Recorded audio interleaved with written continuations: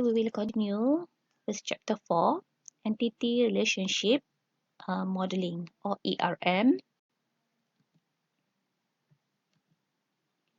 So these are the contents for this chapter. So under ER model, we're going to see again entities, attributes, relationships, and we have new terms, connectivity, cardinality, and we have to see also about relationship strength, relationship participation, weak entities, relationship degree, composite entities, entity supertype and subtype. And then after that, we're going to see a comparison of ER modeling symbols. And the last part is the developing of ER diagram. Okay, so first, the entity relationship ER model forms the basis of ERD. So jadi ERD ni adalah terhasil daripada basic of ERM. Okay, ER modeling adalah basic kepada ERD. So ERD represents conceptual database as viewed by end user. So in our previous classes, we have learned how to draw ERD diagram using crossfoot notation. Okay, so ERDs show database main components. We have seen how to draw the entities, the attributes, and the relationships. Okay, so entities, just to recall back, refers to the entity set and not to single entity occurrence. Okay, corresponds to table and not to row in relational environment. So for example, we have student, we have lecturer, we have course. So all of them are examples of entity and they refer to the table, not one single entity occurrence, bukannya satu baris data. So ERM refers to a row as entity instance or entity occurrence. In both chain and crossfoot models, entity is represented by rectangle containing entity's name. Entity name, a noun, is usually written in capital letters. Okay, so we have seen before, for entity, we draw it in a rectangle with the entity's name. Okay, written in capital. So kita akan gunakan rectangle, okay, segi empat tepat untuk melambangkan entity dan kita akan tulis nama entity itu dalam huruf besar. Okay, dan dia adalah noun, kata nama. Okay, untuk entity dia adalah kata nama. Okay, next, attributes. Okay, recall back about attributes, characteristics of entities. Okay, apa sahaja yang berkaitan dengan entity tadi. Kalau student, we have student number, student name, student address, okay, student phone number, student email.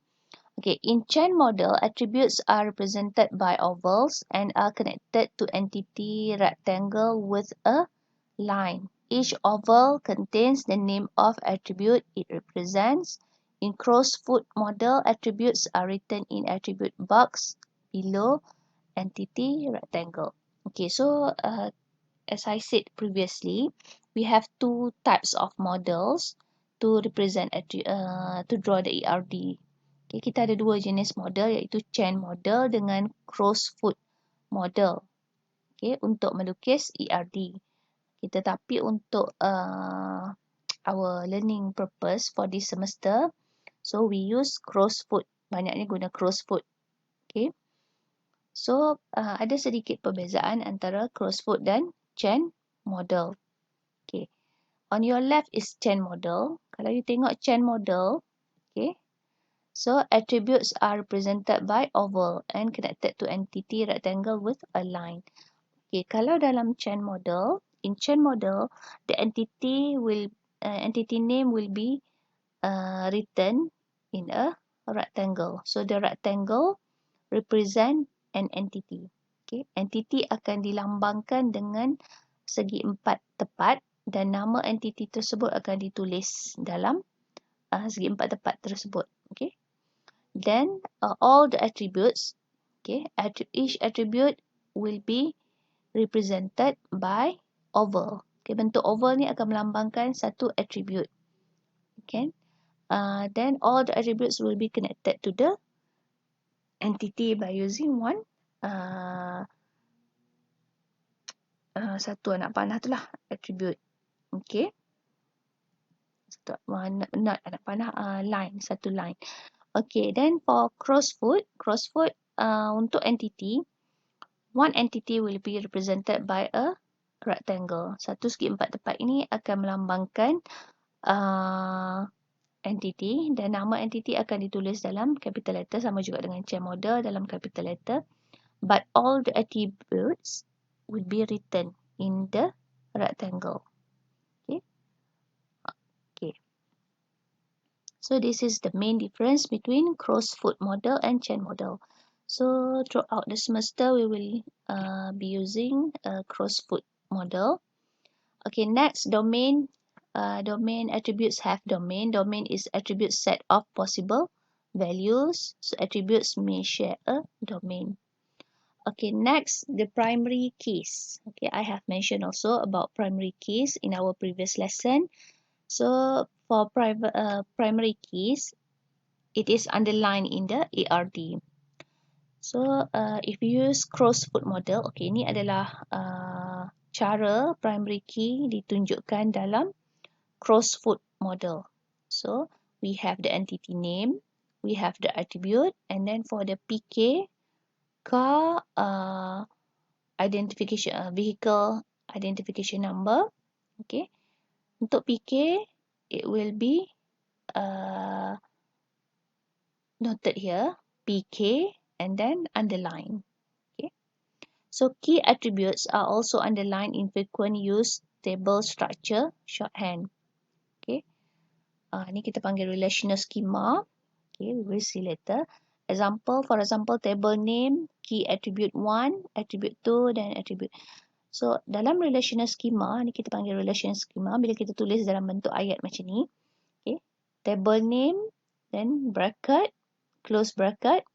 Inside we have all the attributes, and one of the attributes will be selected as primary key or key attribute, and it will be bold and underline. Okay, ni cara relational schema itu ditulis. Okay, dan melambangkan primary key. So primary keys ideally composed of only single attribute. So as I said, usually we will choose. In our previous lesson, we have seen what is candidate key, what is super key, what is primary key. Okay, so usually we will choose only single attribute. For example, student metric number. Okay, so how can we write student? Katalah nama table tu student, and then we list all the attributes inside the bracket, and then for the primary key, we will write it in bold and underline. Okay, however, possible to use a composite key. Primary key, okay, recall back what is composite key. Composite key is primary key composed of more than one attribute. Okay, in certain cases, mengikut keperluan, ada kalanya key itu terhasil daripada dua attribute. Okay, for example, class. Class, this is the table class. And then attributes, we have course code, class section, class time, classroom, professor number. Okay, how to determine? Okay, contohnya saya ada satu table class. Okay, ada course code, ada section, ada masa kelas, ada bilik kuliah, dan ada nama pensyarah. Okay, so katalah saya nak tahu untuk satu kelas tu, siapa pensyarah dia. Of course, saya kena ada course code dan saya kena ada group. Okay, for example, ICT200. Okay, if just by using only the course code, for example, ICT200, I cannot determine who is the lecturer because there are many classes, class section for ICT200. Untuk kelas ICT200, ada banyak kelas untuk kelas 3E, 3D, 3C, 3B, 3A. Jadi, it is possible for me to identify who is the lecturer by using the course code only, ICT200. So, I must combine it with the class section. Okay, ICT200 bagi group 3E. Okay, siapa pensyarah dia. Okay, so kalau hanya menggunakan satu course code sahaja, satu attribute sahaja, itu tidak membolehkan saya untuk mengetahui siapa pensyarah, untuk identify kat mana kelas tu. Okay. Sebab dia mesti digabungkan dengan satu lagi attribute iaitu class section. So this is one example of the usage of composite key, yang mana situasi yang memerlukan composite key. Tapi contohnya saya nak tahu satu pelajar tu, alamat pelajar tu. So saya hanya boleh bergantung kepada metric number sahaja. Tidak perlu saya gabungkan dengan nama lagi, sebab metric number is unique for everyone. Okay. So for primary key, we can have single attribute or more than one attribute in certain cases. Okay, next we move to types of attributes. Okay, composite attribute, simple attribute, single value attribute, multi-valued attribute, and derived attribute. Okay, we are going to see one by one. Okay, first, composite attribute. Attribute that can be further subdivided to yield additional attributes. Okay, for example, address. Okay, can be divided into street, city, state, zip. Okay, bila kita nak simpan satu data dalam jadual, dalam table, okay, contohnya nak simpan address. Address tu adalah contoh composite attribute sebab dia masih boleh dipecahkan lagi kepada komponen-komponen lain. Contohnya nama jalan, nama bandar, postcode, negeri, negara. Okay, so another one is phone number. Phone number, dia ada area code dengan exchange number. Number tu sendiri dengan yang depan dia tu area code. Okay, 03 ke 013. Kalau mobile kita ada 013, 019 dan sebagainya. Kalau untuk negeri 03, 09, okay, 04 dan sebagainya. Okay, simple attribute, an attribute that cannot be divided. Okay, for example, age. Okay, umur dia tak boleh pecah dah. Gender, marital status. Okay.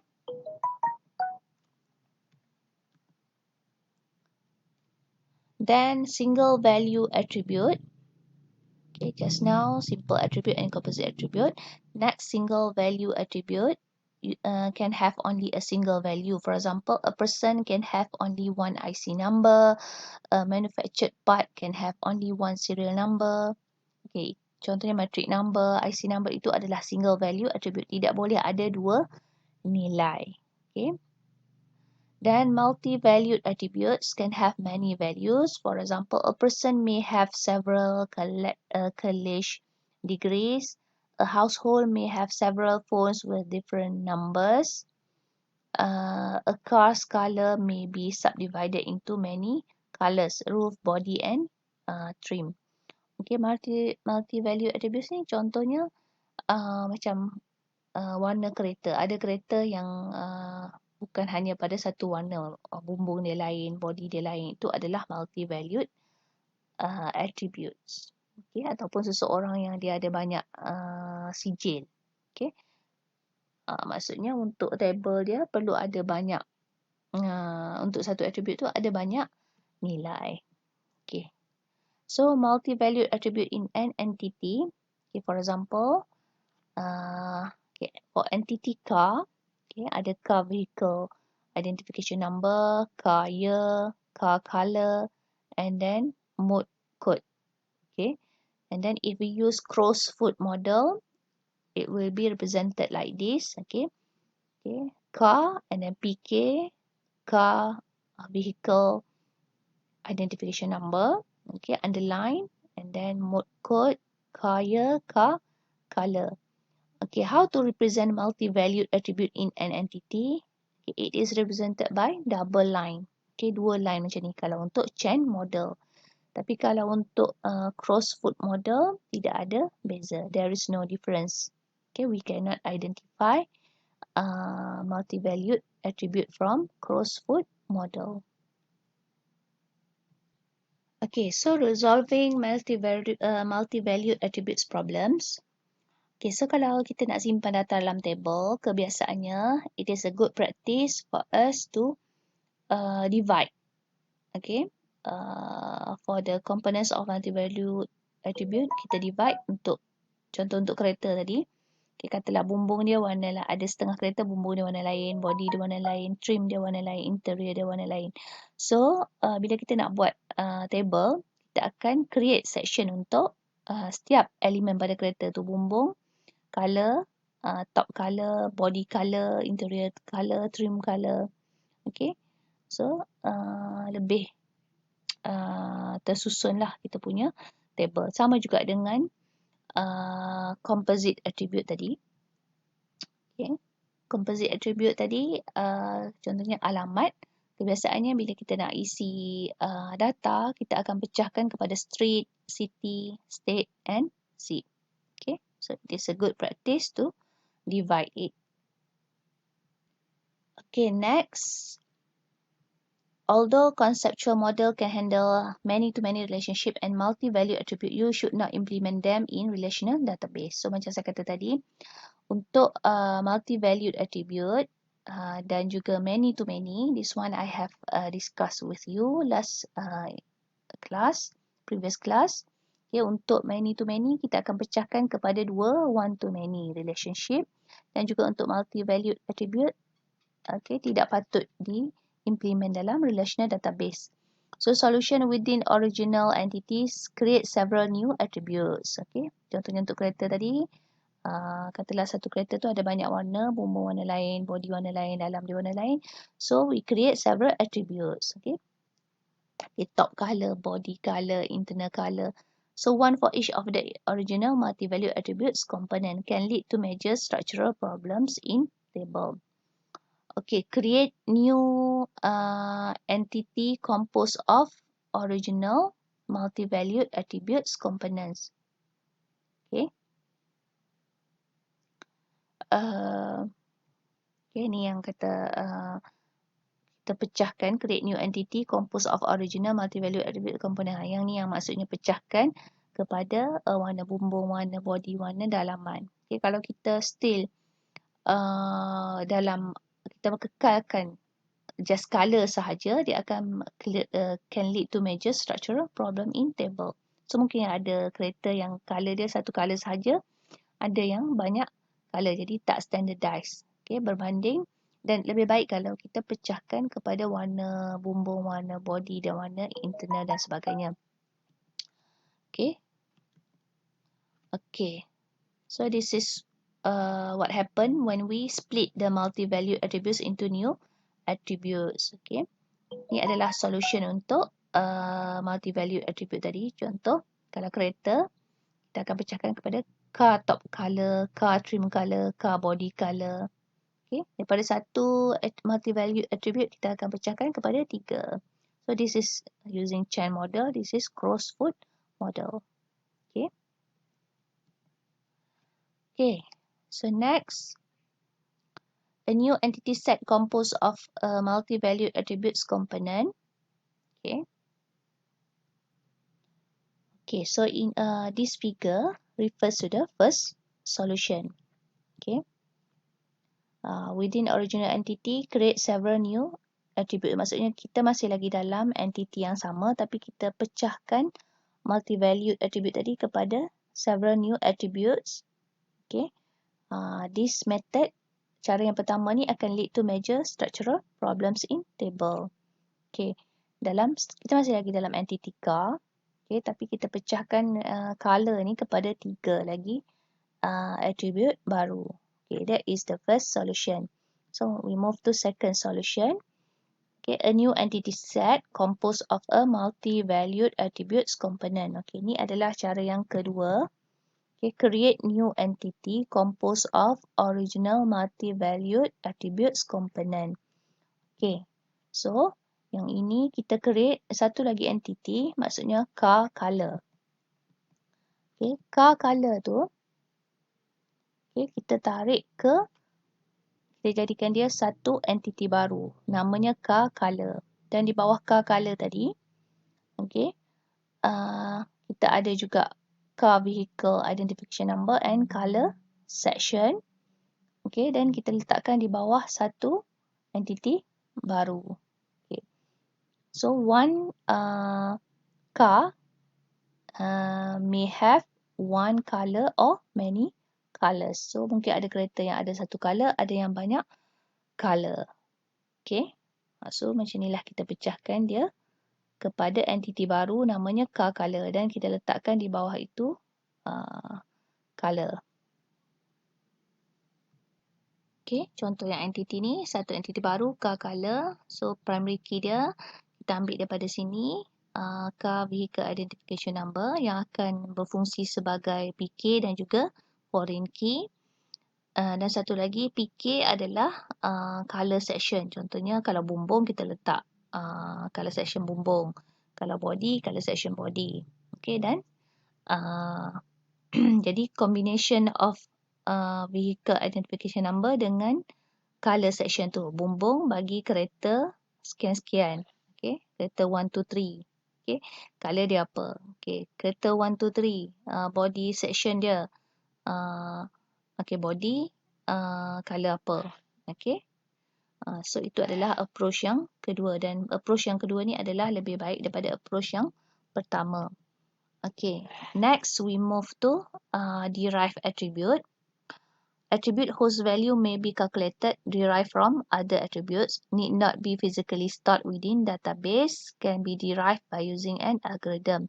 For example, employee age can be derived by deducting current date and employee date of birth. Okay, contohnya kalau kita simpan data tentang pelajar, tentang pekerja, kita mungkin hanya perlu simpan date of birth dia sahaja tanpa perlu simpan umur. Sebab apa? Umur can be derived. Maksudnya umur tu boleh dikira melalui date of birth, okay, melalui current date tolak date of birth.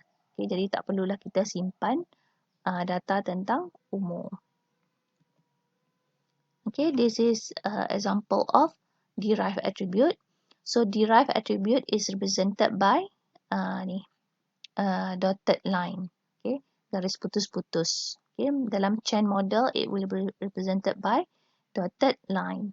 Okay, in cross-put model, okay, just bold.